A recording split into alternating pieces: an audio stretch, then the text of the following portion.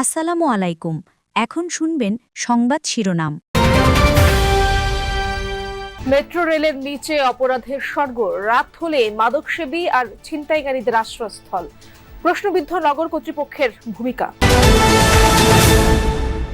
জাতিসংঘের অধিবেশনে যোগ দিতে যুক্তরাষ্ট্রের পথে প্রধান উপদেষ্টা। সাথে আছেন বিএনপি, জামায়াত ও এনসিপির 6 নেতা। বিশ্ব নেতাদের সামনে তুলে ধরবেন সরকারের এজেন্ডা। গণহত্যার মামলায় শেখ হাসিনা সহ 3 জনের বিরুদ্ধে ট্রাইব্যুনালে চলছে সাক্ষ্য গ্রহণ। শহীদ সৈকতের বোনসহ আরো 3 জনের জবানবন্দি নিতে আবেদন। সিবি নির্বাচনে সরকারি হস্তক্ষেপের অভিযোগ ভিত্তিহীন বললেন ক্রীড়া উপদেষ্টা। গঠনতন্ত্র মেনেই পরিচালিত হচ্ছে কার্যক্রম। এখানে ডিমার্কেশনটা বুঝতে হবে যে সরকারের কতটুকু এখতিয়ার আছে। আপনি যদি এখতিয়ারের বাইরে কোথাও। আসসালামু আলাইকুম। এতক্ষণ শুনছিলেন সংবাদ শিরোনাম, এখন শুনবেন বিস্তারিত। নাগরিক জীবনের স্বাচ্ছন্দ্য আনতে যে মেট্রো রেল, তার নিচেই এখন মাথা গোঁজার ঠাঁই হয়েছে ছিন্নমূল মানুষের। দিনের আলোয় যা কেবলই অসহায় মানুষের আশ্রয়স্থল, রাতের আধারে সেটা রূপ নেয় অপরাধের আখড়ায়। মাদক সেবন থেকে শুরু করে চুরি, ছিনতাইয়ের মতো ঘটনা এখন নিত্য নৈমিত্তিক। একদিকে শহরের সৌন্দর্যহানি, অন্যদিকে অপরাধের সূতিকাগার হয়ে উঠেছে এসব অস্থায়ী বস্তি। প্রশ্ন উঠছে নগর কর্তৃপক্ষের ভূমিকা ও টেকসই সমাধানের সদিচ্ছা নিয়ে।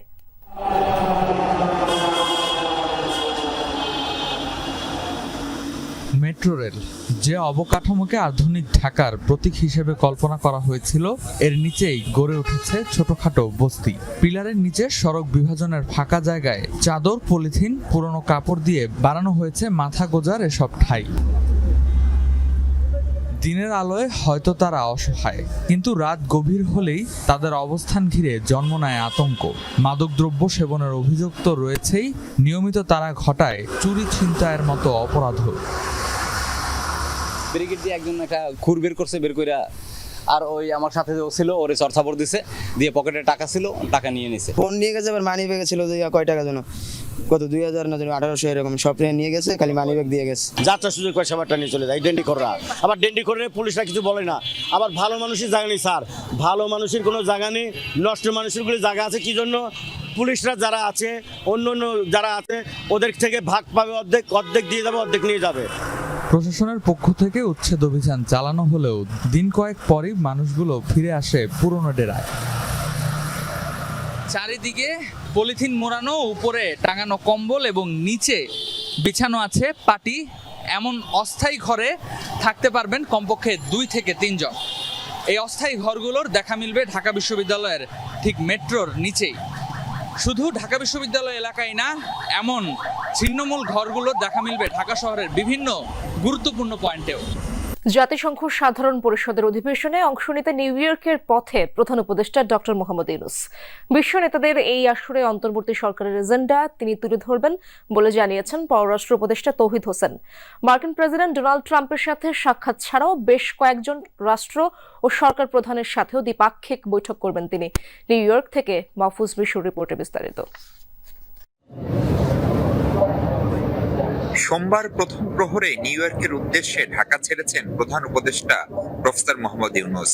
উপদেষ্টা পরিষদের সদস্য ও বিভিন্ন মন্ত্রণালয়ের কর্মকর্তা ছাড়াও সরকার প্রধানের এবারের সফর সঙ্গী বিএনপি, জামায়াত ও এনসিপির শীর্ষ কয়েক নেতা। এবছর প্রতিষ্ঠার ৮০তম বার্ষিকী উদযাপন করছে জাতিসংঘ। এরই মধ্যে নিউ ইয়র্কে পৌঁছেছেন অনেক দেশের সরকার ও রাষ্ট্রপ্রধান। ১৪০ দেশের শীর্ষ নেতারা আসছেন এবারের সম্মেলনে। ম্যানহাটন সহ পুরো নিউ ইয়র্ক জুড়ে তাই কয়েক স্তরের নিরাপত্তা।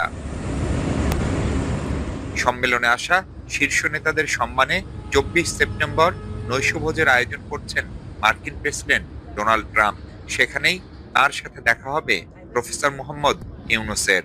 দেখুন, এমনিতে যুক্তরাষ্ট্রের প্রেসিডেন্টের সাথে তো একটা ওই যে ডিনার, যেটাতে উনি তো অ্যাটেন্ড করবেনই। এছাড়া কিন্তু যুক্তরাষ্ট্রের প্রেসিডেন্টের সাথে কখনোই দ্বিপাক্ষিক হয় না। অনেকে একটা ভাব দেখায়, ছবি তোলে, কিন্তু আসলে আমরা দেখে এসেছি আগে, কিন্তু আসলে কিন্তু দ্বিপাক্ষিক সভা হয় না। এই একটা রিসেপশন উনি দেন যেখানে সবাই হাজির থাকে, সেখানেই তার সাথে দেখা হবে, হয়তো একটু সৌজন্য বিনিময় হবে, সেটা হতে পারে, কিন্তু সত্যিকার অর্থে দ্বিপাক্ষিক সভা যেটাকে বলা হয় সেটা হবে না, সম্ভাবনা। অধিবেশনের বাইরেও জাতিসংঘ মহাসচিব, পাকিস্তান ও ফিনল্যান্ডের প্রধানমন্ত্রী সহ কয়েকটি দেশ ও আন্তর্জাতিক সংস্থার প্রধানের সাথে বৈঠক করবেন প্রধান উপদেষ্টা। আগে বলতে চাই যে আমি বললাম 5টা দেশের নাম বললাম, তার মধ্যে একটা দেখা গেলো কোনো কারণে হলো না, এটা নিয়ে অনেক স্পেকুলেশন হয়। ওনাদের প্রোগ্রাম আমাদের প্রোগ্রাম কনফ্লিক্ট করতে পারে অনেক সময়, যে কারণে আমরা আগে বলতে চাই না, বাট কিছু বাইলেটারালস হবে এখানে, আমার নিজেরও কিছু বাইলেটারালস হবে। 26 সেপ্টেম্বর জাতিসংঘে বাংলায় ভাষণ দেবেন তিনি। সেখানে মূলত 5 আগস্ট পরবর্তী বাংলাদেশ ও তার সরকারের বিভিন্ন সংস্কার উদ্যোগ তুলে ধরবেন সরকার প্রধান। 26 তারিখে উনি তার বক্তব্য রাখবেন, সেটা আপনারা তখন জানতে পারবেন যে এক্স্যাক্টলি কি।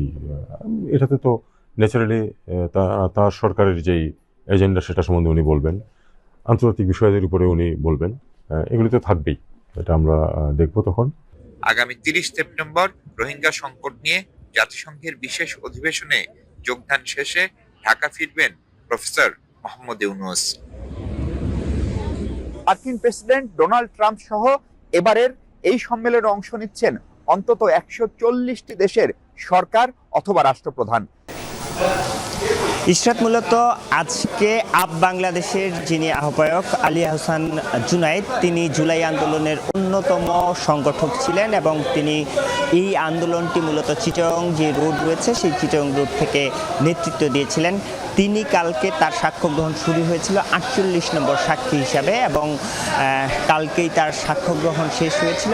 আজকে জেরা বাকি ছিল এবং আজকে সকাল থেকে আদালত ট্রাইব্যুনালের কার্যক্রম যখন শুরু হয় তার জেরার মধ্য দিয়ে এই ট্রাইব্যুনালের কার্যক্রম শুরু হয়েছিল এবং এই মুহূর্তে আসলে জেরার যে কাজটি সেই কাজটি শুরু হয়েছে। এখন মূলত প্রসিকিউশনের পক্ষ থেকে ব্রিফ করা হচ্ছে আজকে যে জেরা সেই জেরার বিষয়ে এবং এখানে প্রসিকিউশনের যে অন্যতম প্রসিকিউটর মিজানুল ইসলাম তিনি কথা বলবেন। আমরা আসলে সেই জায়গাটিতে সরাসরি চলে যেতে চাই। মূলত আজকে যে বিষয়টিতে আমরা যদি একটু বলে রাখি যে এখন পর্যন্ত এই মামলাটিতে 81 জন সাক্ষীর মধ্যে 48 জনের সাক্ষী হয়েছে, আরও 2-1 জনের সাক্ষী হওয়ার কথা রয়েছে। সেই বিষয়গুলি হয়তো তিনি ব্রিফিংয়ে বিস্তারিত বলবেন।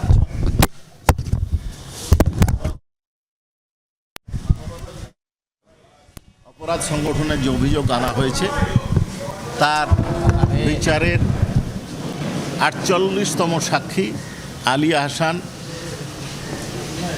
জুনায়েদের জবানবন্দি গতকাল শেষ হয়েছিল, জেরা বাকি ছিল আজকে, জেরা সম্পন্ন হলো কিছুক্ষণ আগে।